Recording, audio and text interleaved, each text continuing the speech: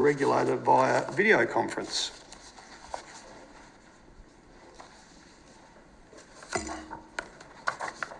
Hello, Senator. Can you hear me? Mr. Petrosito, your dulcet tones are never missed. Good morning, Senator. Hope you're well. Very well, thank you very much. Now, I will do the formal thing, and I will welcome Mr. Sal Petrosito from the National Heavy Vehicle Regulator, appearing via video teleconference.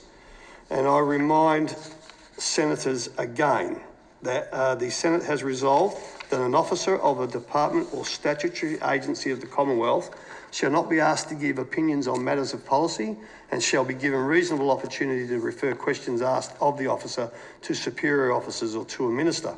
This resolution prohibits only asking questions for opinions on matters of policy and does not preclude questions asking for explanations of policies or factual questions about when and how policies were adopted.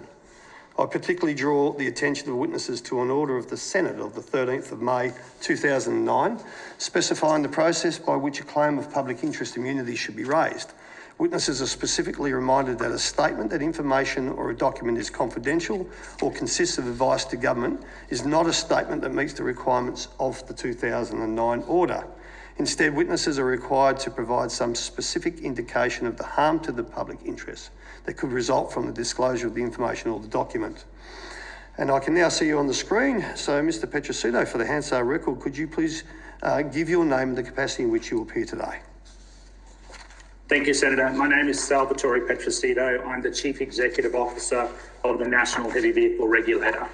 All right, Mr. Petrosito, I will invite you to make an opening statement, and then Senator McDonald and I will go to questions, and I'll just let Senator McDonald know. I'll come to you first, Senator McDonald. Thank you, Senator. As I mentioned, committee members, I'm Sal Petrosito, Chief Executive Officer of the National Heavy Vehicle Regulator. And maybe just to contextualise the role of the regulator, we currently operate in 5 participating jurisdictions across the country. The Heavy Vehicle National Law has not been adopted in the Northern Territory or Western Australia at this point, so my comments will relate primarily to the participating states. We are set up as a regulatory body to administer the national law in those participating jurisdictions. We are a policy taker in that regards. Policy is developed by the jurisdictional agencies, adopted through the various state parliaments, and then we are asked to implement that legislation. We are the effective regulator currently in South Australia, Victoria, Tasmania and the ACT, and we are currently in the process of transitioning regulatory functions from the New South Wales Government and the Queensland Government over the coming years. Our focus of my presentation, Senators, probably refers primarily around our submission, which really deals with the National Heavy Vehicle Law. Everything that we do as a regulator stems around that national law. And in doing that, we have some challenges, as does the industry. But before I get into some details, I really just want to acknowledge the efforts of the transport sector over the last 12 months. COVID really brought home, I think, to many people, the role that the transport sector plays in delivering goods and services to everyone. And it probably highlighted also some of the challenges and difficulties that the transport sector does face as well. But for us, it's how we now embrace some of those learnings from the last 12 months, some of the improvements that we were able to see and how they can be sustained into the future moving forward. We as an organisation are committing to become a modern, risk-based and more responsive regulator. We believe that there's an opportunity to change the regulatory framework to ensure that it provides a much more tailored approach to the way we undertake our functions. It's about recognising those operators that do the right thing and ensuring that our enforcement efforts are those focused on those that actually flaunt the law. And this not only applies to operators, but it also applies to the broader industry under chain of responsibility legislation as well. And it's an essential in delivering modern and responsive regulations that we embrace this once-in-a-lifetime opportunity to review this national law. And since we've provided our submission, we've been able to further crystallise our thinking around how that roadmap should work. And central to this is we need to have flexibility to allow for responsiveness in the way the industry undertakes its job, but more importantly, how we as a regulator regulate. And this means that we have to get those principles right. The legislative approach needs to be right up front. And we need to be able to ensure that that then flows through to all the relevant policies that sit underneath. We need to simplify 700 pages of legislation into more meaningful information. And we're really looking forward to the policymakers to ensure that they do that through the development of the national law. The law must be clear. It has to be forward-looking. It needs to be future-proof. It should simply simplify and outline the desired outcomes that the law needs, but leave the control and the procedures to achieve that to the regulatory agencies that are the best place to do that. And if we can achieve that, we might be able to simplify the complexity in the legislation, which means that operators and drivers can understand it and be able to do their jobs much more efficiently and effectively. We support law being separated in two distinct categories: national regulations, which in effect set the overarching requirements approved by ministers, and then heavy vehicle regulations being managed by the regulator in a manner that's more appropriate to the delivery of the task that we've been asked to do. This doesn't mean that ministers will be taken out of the process. It actually means that they can focus on the things that are more important, but it actually allows us to focus on the things that are meaningful to those that do the job on a day-to-day basis. It will allow us to regulate better. It will allow us to be more efficient in the way we undertake our role, but more importantly, it should hopefully provide simplicity and better understanding to the transport sector in the way they do their task. And at the same time, while we embrace these changes, we need to ensure that we support the safety and efficiency of this industry as it continues to grow to deliver the critical essential services that this country needs. We recognise also that technology provides some life-saving opportunities and some game-changing opportunities, and we need to ensure that we can better embrace this technology in the way we do our task. And it also means that we need to change the perception around some of the high-risk approaches that some agencies perceive around higher productivity vehicles. Because if we can reduce the number of vehicles on our networks, we know we can make it more safer and more effective as well. So we will continue to work with policymakers who deliver the legislation. We'll endeavour to ensure that we implement it in a manner that's fair and transparent.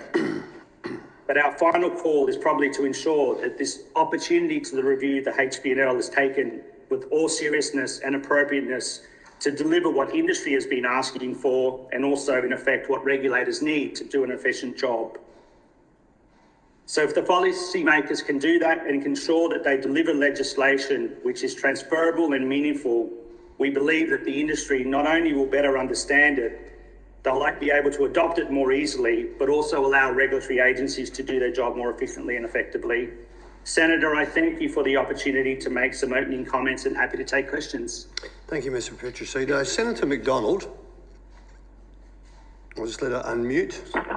Thank you, Senator Sterle. So you have questions for the heavy vehicle regulator? Thank you very much. Look, your presentation is I guess one that everybody will be leaning in to listen to because right across the country, whether it be in conversations or through this Senate hearing, we've heard from drivers and operators about the relationship that they have with regulations and whether or not they are achieving the outcomes that are what we're all interested in, safety in the transport industry. Can you talk to me about when you're talking about aligning regulation across the states and simplifying the legislation, at what point are you talking about the outcomes, the outcomes you're looking for as opposed to the process that you're going through? Could you talk to me about that, please? Senator, thank you very much for your question, and it is a very, very relevant question.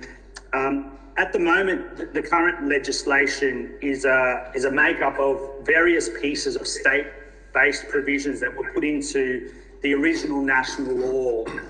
Hence why we have over 700 pages of law and numerous derogations that probably occur against that law. The approach that we're suggesting to the policymakers is exactly what you've indicated. What is the outcome we're trying to achieve? If we actually want a safer and more productive heavy vehicle industry, what are those policy frameworks that should be implemented? How do we allow operators who are investing in technology, new equipment to actually be able to get on and do their job efficiently and work more collaboratively with regulators in terms of demonstrating their compliance outcomes and how they demonstrate that they're meeting their obligations under the law. But we're also of the view that the law needs to be able to accommodate a myriad of players. There'll be operators that just want to be told what the rules are. So from a prescriptive sense, black and white, what can I do, what can't I do? But how do we do that simply? Currently, the law is too complex. And then we're also of the view, Senator, that there are companies and operators in there that are trying to embrace and move up in delivering better outcomes, and we should be able to provide them opportunities and clarities to do that. Our view there is that we should have an ability to set standards, to set codes, to develop guidelines, and that provides the guidance to achieve the outcome. So we're actually focusing on improving what happens on the road network rather than, counting hours or minutes and time in a work diary. How do we actually proactively manage fatigue to deliver the appropriate outcomes? Does that answer your question, Senator? Yes, it's going towards it, and I appreciate that very specific example. I mean, Senator Stirl is a great advocate and champion for drivers across Australia, often raises the example of drivers being pulled up and receiving enormous fines. Certainly it doesn't seem in line with what the problem was for, misspelling in logbooks, for, things that are simple administrative errors as opposed to things that genuinely affect safety. And so can you talk to me a bit more about how you see a relationship with the state regulators, that they can make that shift as well to more outcome safety based rather than administrative penalties? Yep, Senator, definitely. And I'll go back to my opening comments. I mentioned that we are now the regulatory authority in South Australia, Tasmania, Victoria, and the ACT. So an interaction with a driver in those jurisdictions actually occurs with one of my officers. We've now taken an approach very much as an organisation that is one about education, information, and enforcement. So our first point of call when we interact with a driver isn't about a blister. It's about explaining to them what they've done in terms of maybe an offence against the law or things that they can do to achieve a better outcome. So that's been a cultural mind change, Senator, that we've had to do as an organisation.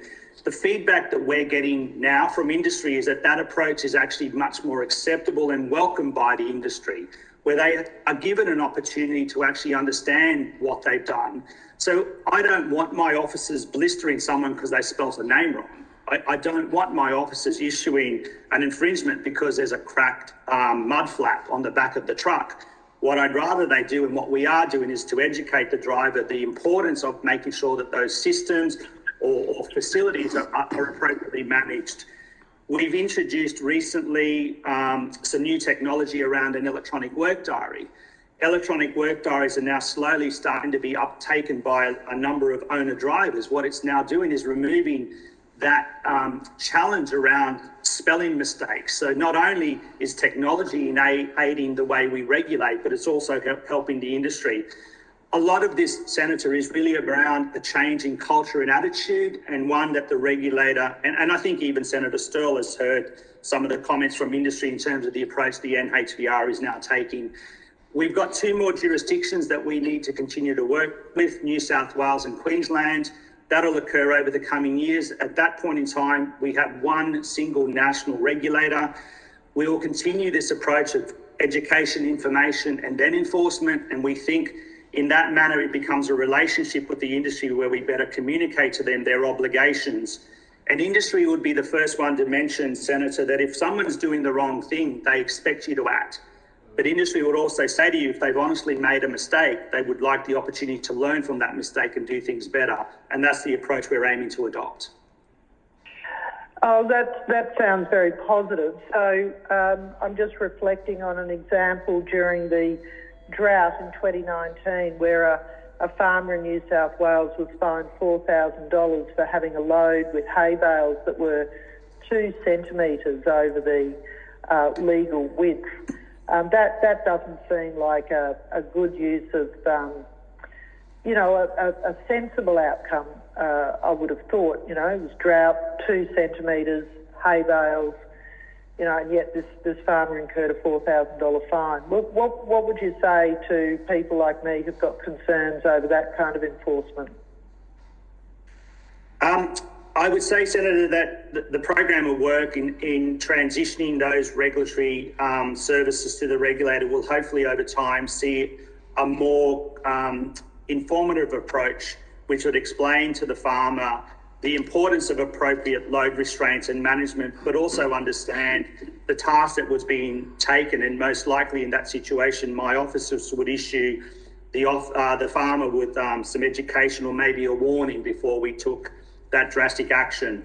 If we saw a repeat behaviour of non-listening, well, then I think you would expect us to maybe take some action. But our initial step would be to inform, to teach, to encourage, to provide guidance before we took those sort of steps. Yes, that seems a good outcome. And finally, Senator Still, just one last question. I am very interested in your comments around managing fatigue. For those of us who are parts of the state where there are very long distances, even within the state, before you even get to interstate transport, the hours and minutes requirement doesn't always reflect the fact that, you've got a load of stock on board and you're just out of town, or, trying to get to a suitable place to camp for the night, or, how are we going to manage that so that particularly for livestock operators, transport operators, that there is more practical recognitions of fatigue and the reality of a big state? Thank you, Senator, for that question. We actually have a very constructive relationship with the livestock sector across the country. And one of the things that industry has said to us, or said to me directly while I've been in this role, is we believe that the span of hours that we have to drive is sufficient. What our concern is the flexibility in the way we manage our hours within those provisions.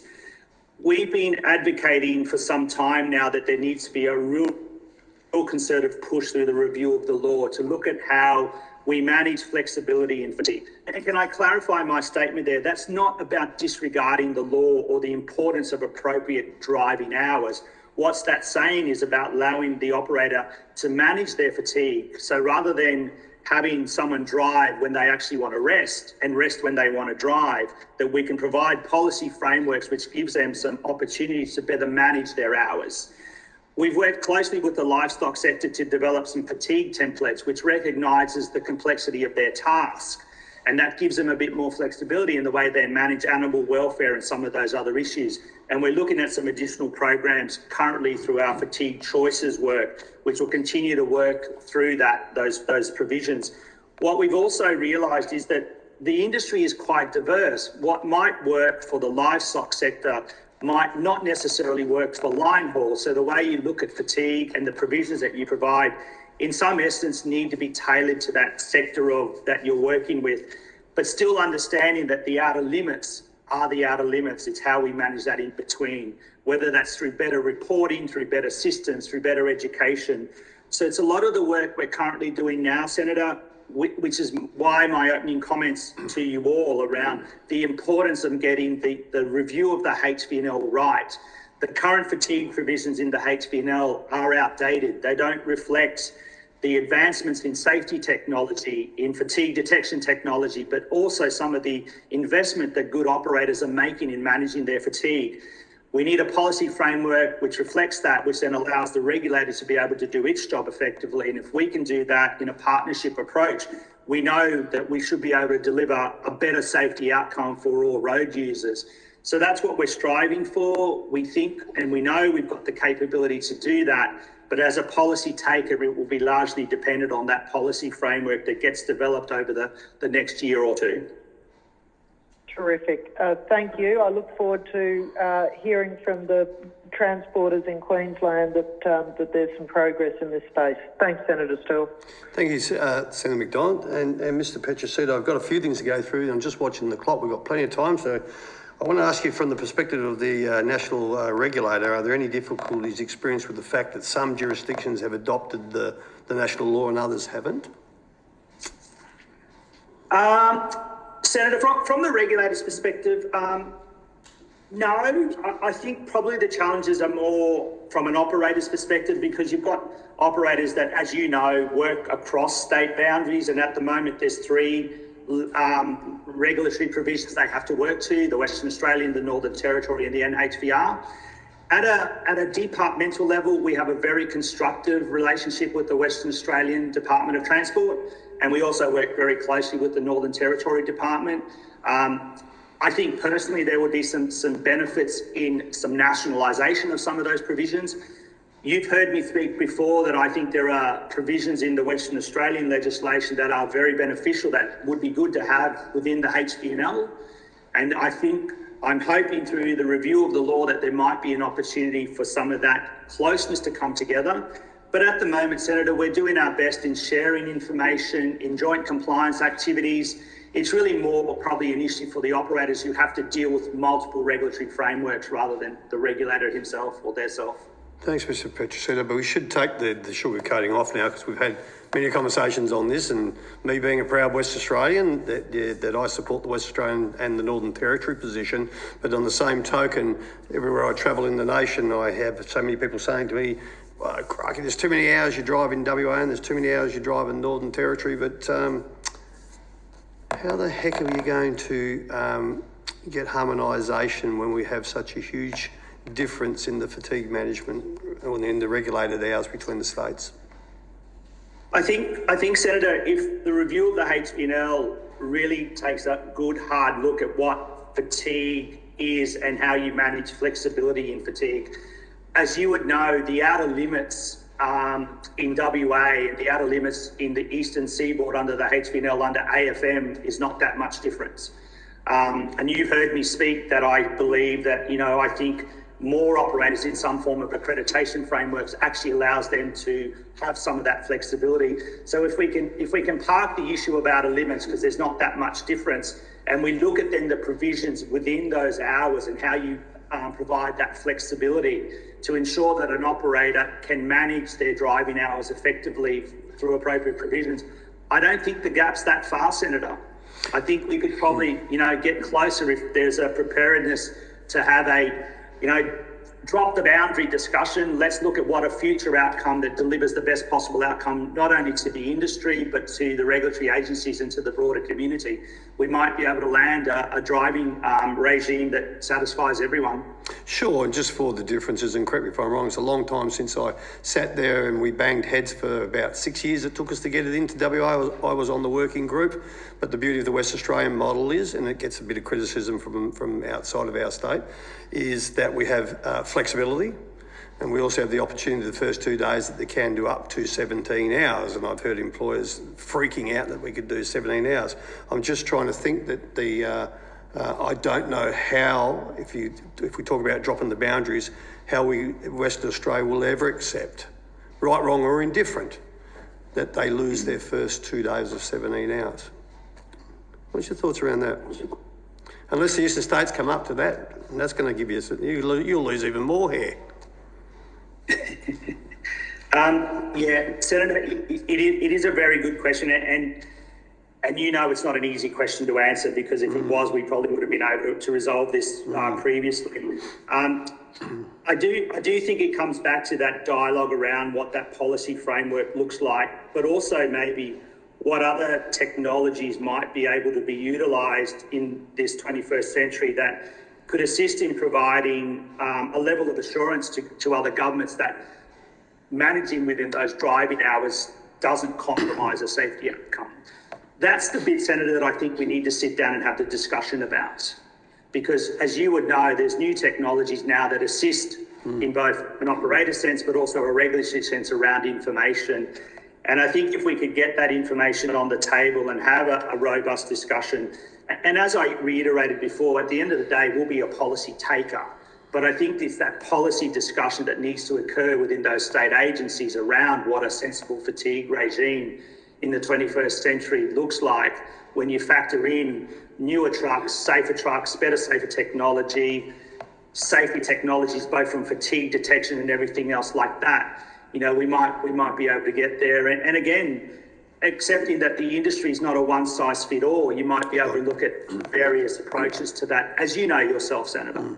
Yeah, look, you're right, Mr. Petrosito, and I think there is a golden opportunity with the technology coming along, as long as the insurance companies do the right thing and recognise that, and they should not be left out of the equation because they're good at charging. Anyway, I can't miss them as an opportunity. Yes. But also up the supply chain too, Mr. Petrosito. It's all very well putting that pressure upon our transport operators, being businesses, and you know my modus operandi has always been this is not driver versus the boss. This is the industry getting squeezed from the top of the supply chain down. And until we have some form of grown-ups that can actually sit down and say we're going to get some legislation that's going to protect our trucking companies who look after their employees, whether they're drivers, admin staff, salesmen, truck washers, tyre fitters, whatever, that we're all part of the chain. So I look forward to that opportunity. There's a couple of questions I want to go to, particularly around training. And I'm going to read them. Because they were written down and I think they're worded better than what I do it. But is there a role for the NHVR in working in partnership with industry to develop safety auditor training courses, which was a recommendation from the ALC in their submission? What do you reckon about that? Yeah, Senator, I do believe there is a role. As you would know, we administer the National Heavy Vehicle Accreditation Scheme at the moment, so the NHVAS, which is similar to the Western Australian Accreditation Framework. Western Australian has auditors, the NHVR has auditors. I think this is an area that there probably could be more work done in improving the quality of auditing and the approach that's undertaken in auditing. It's something that we have identified through our submission to the HVNL around what potentially a national accreditation framework may look like. And in doing that, Senator, it would be important that appropriate auditing functions and skills are administered.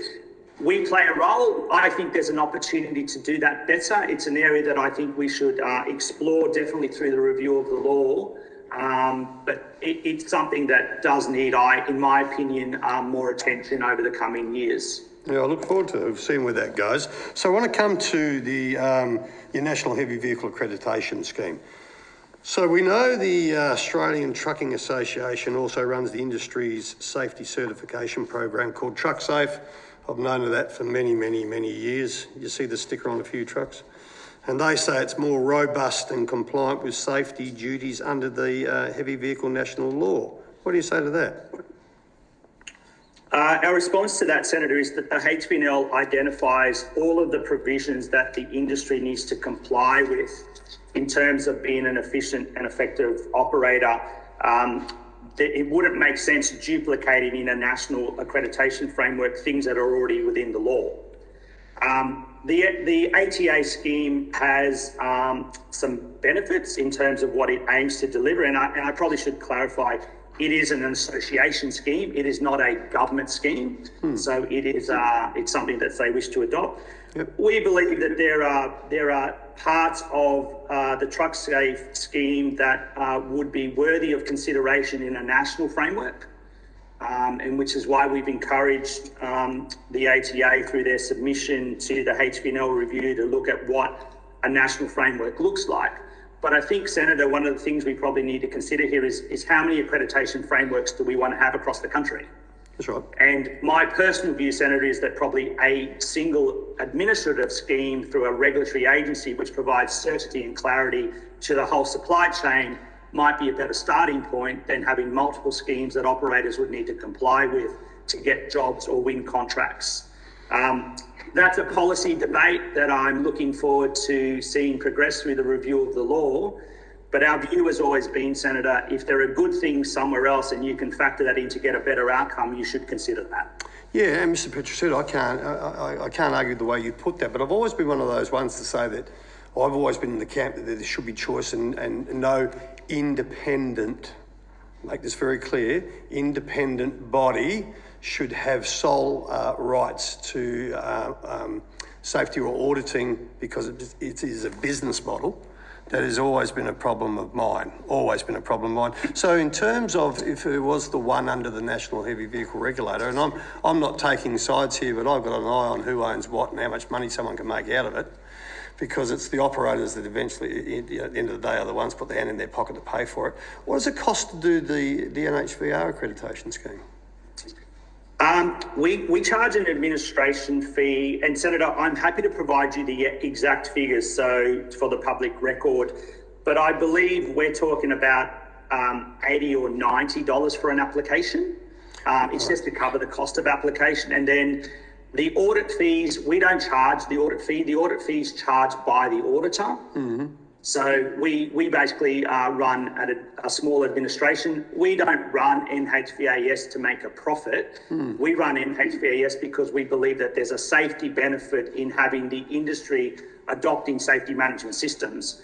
But if you would allow me, I will provide you with a full costing of our various modules. Yeah. But they are not expensive, Senator. They are I think, at most, we might be in the low hundreds for the most expensive. And that's a yearly audit? Is yours a yearly or 3 yearly? What's your proposal? The audits are every 2 years. We've improved the business rules around NHVAS.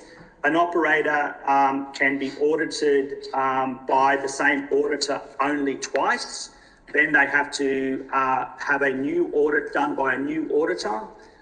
We have more control over that process now. So in terms of sharing of information and transparency. So we've done a lot of work over the period, Senator, to improve the quality of the scheme, because the scheme was an inherited scheme. It was transitioned to the regulator when the regulator was established. So we're working through how we now develop it into a better scheme. We're heavily focusing on how we adopt safety management systems, which is actually much more appropriate in meaning an operator can develop a safety management system that's relevant to their business, to their industry sector. And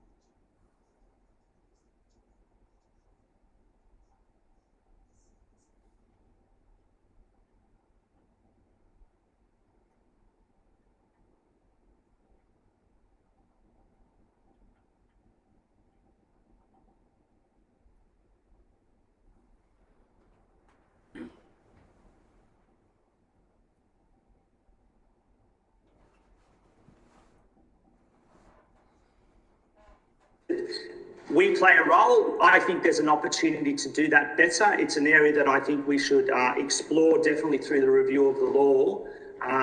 But it's something that does need, in my opinion, more attention over the coming years. Yeah, I look forward to seeing where that goes. So I want to come to the your National Heavy Vehicle Accreditation Scheme. So we know the Australian Trucking Association also runs the industry's safety certification program called TruckSafe. I've known of that for many, many, many years. You see the sticker on a few trucks. And they say it's more robust and compliant with safety duties under the Heavy Vehicle National Law. What do you say to that? Our response to that, Senator, is that the HVNL identifies all of the provisions that the industry needs to comply with in terms of being an efficient and effective operator. It wouldn't make sense duplicating in a national accreditation framework things that are already within the law. The ATA scheme has some benefits in terms of what it aims to deliver, and I probably should clarify, it is an association scheme. It is not a government scheme. So it is it's something that they wish to adopt. Yep. We believe that there are parts of the TruckSafe scheme that would be worthy of consideration in a national framework, and which is why we've encouraged the ATA through their submission to the HVNL review to look at what a national framework looks like. But I think, Senator, one of the things we probably need to consider here is how many accreditation frameworks do we want to have across the country? That's right. And my personal view, Senator, is that probably a single administrative scheme through a regulatory agency which provides certainty and clarity to the whole supply chain might be a better starting point than having multiple schemes that operators would need to comply with to get jobs or win contracts. That's a policy debate that I'm looking forward to seeing progress through the review of the law. But our view has always been, Senator, if there are good things somewhere else and you can factor that in to get a better outcome, you should consider that. Yeah, and Mr. Petrosito, I can't argue the way you put that, but I've always been one of those ones to say that I've always been in the camp that there should be choice and no independent, make this very clear, independent body should have sole rights to safety or auditing because it is a business model. That has always been a problem of mine, So in terms of if it was the one under the National Heavy Vehicle Regulator, and I'm not taking sides here, but I've got an eye on who owns what and how much money someone can make out of it, because it's the operators that eventually, at the end of the day, are the ones put their hand in their pocket to pay for it.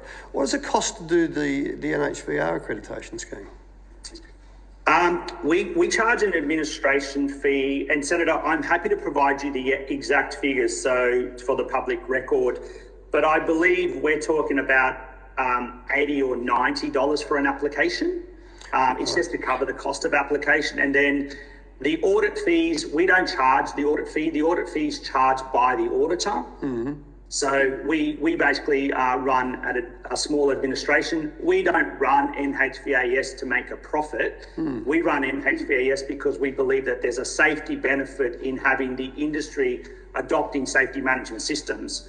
But if you would allow me, I will provide you with a full costing of our various modules. Yeah. But they are not expensive, Senator. They are I think, at most, we might be in the low hundreds for the most expensive. And that's a yearly audit? Is yours a yearly or 3 yearly? What's your No, proposal? the audits are every 2 years. We've improved the business rules around NHVAS. An operator can be audited by the same auditor only twice. Then they have to have a new audit done by a new auditor. We have more control over that process now. So in terms of sharing of information and transparency. So we've done a lot of work over the period, Senator, to improve the quality of the scheme, because the scheme was an inherited scheme. It was transitioned to the regulator when the regulator was established. So we're working through how we now develop it into a better scheme. We're heavily focusing on how we adopt safety management systems, which is actually much more appropriate in meaning an operator can develop a safety management system that's relevant to their business, to their industry sector. And again, as I mentioned before, with safety management systems, it's not a one-size-fits-all. So there's been a fair amount of work done in that space, Senator. But yes, we don't run the NHVAS to make a profit. We run it for a safety outcome. Yeah, and that's what I'd like to hear. But also on that too, and how does that compare, firstly, how does that compare to the West Australian charges? Are you aware of that? Do you have that information? I don't have it before me. Right. We will have the information within the organisation. We are working closely with the Western Australian government at the moment, Senator, to look at whether there could be some mutual recognition of the two government schemes. Okay. And we think there would be huge benefit in that, because it would allow Western Australian operators to traverse across into the east and vice versa. So we have written to the department and they are open to discussing a plan that will see mutual recognition between the two schemes. Off the top of my head, Senator, but I will confirm that through the supplementary information, I don't believe there's a significant variance in the costing frameworks between the two government schemes. Okay, thanks for that. But to come back to the question, I may have missed this, but the Australian Trucking Association in their submission say that theirs is more robust and compliant than yours. What was your answer to that? They're saying theirs is more robust and compliant. What they're saying, I read this as that yours is, I'm not setting you up. They're saying they're the only ones who can do it properly and you blokes are Mickey Mouse. That's what it says. Yep. I won't enter into a view or make comments in relation to what the ATA is saying, Senator. All I can assure you is that in the approach that we've taken with NHVAS, it's about achieving an outcome that ensures that the safety of not only the heavy vehicle industry, but all road users is appropriately complied with. And our view is, why duplicate something that's in the law into a scheme? That just puts more red tape onto the industry. I don't argue. And instead up about reducing red tape, not adding red tape. And that's fine, and I'm not arguing with you. Anything that reduces red tape in this industry has got to be a good thing once we look at it properly. So in terms of, you'll find out for me the West Australian cost, their model, and I'm aware that West Australian, the audit, they have their audits, I think it's every year, and it's the same audit that they don't have a problem, but I understand yours doesn't want to be the same order after 2 years or 3 years it is. What about cost of truck safety? Do you know what that is? If you don't, I just don't fair question. No, Senator, it's all right. I don't. So, and it would be inappropriate for me to comment. That's quite all right. Geez, Mr. Petrosino, I thought you were going to come out and be real controversial. Sees you're taking over the world. All right, so let's go to a couple of other things I want to raise with you while I've got a little bit of time left. I'm going to throw a curveball at you because, let's be brave on the answer, all right? We have witnessed, we have evidence in this committee on a number of occasions that many drivers are cheating their logbooks. I've just lost you. We've lost Mr. Petrosino. Oh, he's back. Yes, cheating the logbooks in terms I can see you, Senator. Yeah, are you there? Can you hear me, Mr. Petrosino? Yes, I can hear you. Yeah, Okay. I can. Did you get what I said where we've got I can evidence? hear you, Senator. You can't? Can't hear me? Now's my chance. Evidence about cheating on logbooks? Yes, where they've actually said, openly said, that they do not fill their logbooks in when they're waiting in distribution centres or at clients' premises or sometimes on the port or wherever they may be, at the railhead, because if they actually do that while they're loading, see, because their award doesn't say they're loading and unloading, even though the unit's sitting in the driveway at Coles or Woolies or Aldi's or BlueScope or wherever it may be, that if they were to put the hours in that they're sitting in the truck, moving it up, every time someone moves to get loaded or unloaded, they move up again, then they won't be able to drive the hours going. Now, I reckon if your inspectors got them and found that out, there'd be fines flying left, right and centre. And you'll answer this, Mr. Petrosino, but the truth of the matter is, firstly, what would you tell your inspectors? Senator, you have thrown me a curveball, haven't you? Yep. Well, there's a couple of ways to answer these questions. Firstly, the law is the law in relation to driving hours. But the law also does give us the opportunity under chain of responsibility to look at all parties in the chain. So I think initially I would probably seek from my inspectors a discussion with the driver as to the activity that's occurring and the causes to that activity, and to better understand what are the reasons why potentially those things are being done. As you know, Senator, we have started numerous discussions with distribution centres around their obligations under COR. It's work that will need to continue in that space. Sorry to do that to you, Mr. Petrosino, Senator, but this is the real world out there. I said, sorry to do that to you, but this is what's actually happening. I'm not sorry to do it to you, I mean. No, and Senator, I think, as you know, we established about 18 months ago our confidential reporting line. And we really utilised that line to seek information from drivers or operators who have concerns. And I would encourage any operator or driver who has issues or concerns potentially around how the supply chain is operating to contact that confidential reporting line, which then would allow us to undertake investigations to see what we can do to improve the outcome in that space. Okay, Mr. Petrosino, I'd say probably come down this line that this is no secret. Everyone knows about it. Let's make no mistake. The clients know about it, retailers know about it, mining companies know about it. They can't pretend they don't. They do know about it. They'll come out and say wonderful things, which I honestly believe them half the time, that they'll say to their suppliers that, you must obey by all the laws, all the rules and all the, the award rates and minimums pay and all that. I have no doubt that they actually mean that. The only problem is this nation, we don't have anyone that investigates it. This is my problem. So when I just raised that with you, because we're going to be honest and open with each other, the law is the law. We know that. If you break fatigue, you break fatigue. But it is lightning to think that, well, hang on, because the industry is now saying this has got to stop. That pressure's got to go back up the supply chain, and we need governments that have got the intestinal fortitude, which we haven't seen, to actually stand up and say, that's got to stop, because we can't have laws that affect trucking companies, trucking businesses, trucking families and truckies while meanwhile the economic employer is, shall we say, being lied to. Senator, your point's noted and valid. At the end of the day, our obligations, what I can currently do at the moment sit within the construct of the law. The opportunity to potentially look at what you're suggesting through the review of the HVNL, I think, is something that should definitely be taken on board. You know that we have no jurisdictional control around payment terms and those sort of issues. And, I know that. And that's just, I think, probably inappropriate as a safety regulator. But what we do have a very strong interest is in inappropriate behaviours that may occur within the supply chain. And where we are made aware of it, we will do everything within our powers to ensure that we can improve those outcomes. It's that dialogue, Senator, that needs to occur.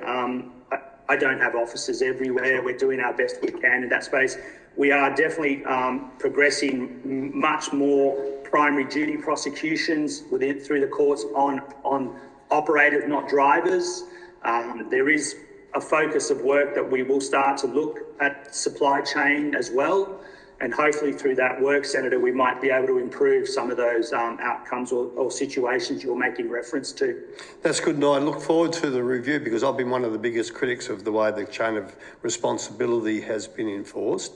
And I just say that, Mr. Petrosito, from my previous life when I was told that the chain of responsibility was going to be the silver bullet, and I think we've got 4 or 5 prosecutions now. So we look forward to what comes out of that next. It's not called TIC anymore. What's it called? IMM something else. Yeah. Yeah, ITMN. I won't hold my breath, and I'm allowed to say that No. because my faith in politicians actually standing up and listening to the people that do the job is completely diminished. Anyway, they may prove me wrong one day. Maybe it's time to go back to truck driving. Well, Senator, I can comment to say to you that the regulator has been listening and it is looking much more seriously now at primary duty offences. And we do have a few matters before the courts, which I cannot talk about, Sure. but they are at a primary duty perspective at an executive, not a driver or an operator. So we are doing the best we can in that space and we will continue to endeavour to do more. And that's good to hear, Mr. Petrosito. Now let me throw another one at you. Here I go. You ready? This is the last one. So I'm living in Perth and I'm going across, this is a real life case, but I'm not going to give up the names of the person. And we have had a bit of conversation around, I've had some conversation with your officers on this, but there was a truck driver from Perth, went across to Adelaide, doesn't run interstate, went to see his father who was dying, saw his father while he was there for, I think he was there for about 5 or 6 days. One of his mates rang up and said, hey, do you want to bring a truck back to Perth? He said, sure, no worries. So he brought the truck back to Perth. He didn't have his workbook, his logbook with him because it was in his truck in Perth. He didn't go to Adelaide to do any business around trucking. So he went to the website and downloaded, is it a day sheet or what have you got there? If someone's interstate caught short and doesn't have their logbook. Senator, I'll have to find out specifically for you. I don't have that level of detail. It could be a supplementary record page. I'll come back to you, Senator. Yeah, please do, Mr. Petrosito, because he got pinged by South Australian Police. Okay, not you guys. SA Police are prosecuting him. The fine's now going into, I think it's around $4,000 or $5,000 now. And he said, I downloaded the sheet, which was I was told to do. He couldn't go get a logbook because he has his own logbook, I believe, in his own truck. So he can't be buying it. I'm led to believe the law says you can't have another logbook unless you've lost one or the other one's full. So he downloaded off the NHVL site, did all that, and oh my God. You know where I'm going? And South Australian Police are relentless. Is there any opportunity, can this guy get some assistance because he did what was right? Can you help out there? Even though the fine's away? I won't talk on behalf of South Australian Police, but I'm definitely happy to take some details from you of this individual, and if he can contact us, I'm happy to explore whether we can improve our processes in terms of making that outcome better. I don't know the details of this matter, but if you're happy to share information, I'm quite comfortable getting my South Australian officers to look into it to see whether there might be an opportunity to assist in clarifying any miscommunication or misinformation that might have occurred. That's great, Mr. Petroselli. Look, we've got so much we can talk about. We'll have to wait for our next opportunity. But that is time, and I've run out. And thank you very much. And I look forward to finding out what the 723 pages that currently exist looks like, hopefully in May. It is May, isn't it? I do. I believe, Senator, that's when the NTC is tabling their report to the Infrastructure Transport Ministerial meeting. So I look forward to hearing the outcome as you do. Mr. Petroselli, thank you very much. We know where to Senator. find you should we need to follow it up. Right, thank you, Dan. Thank you, Senators. Thank you. Bye. We'll call our next witnesses, Engineers Australia.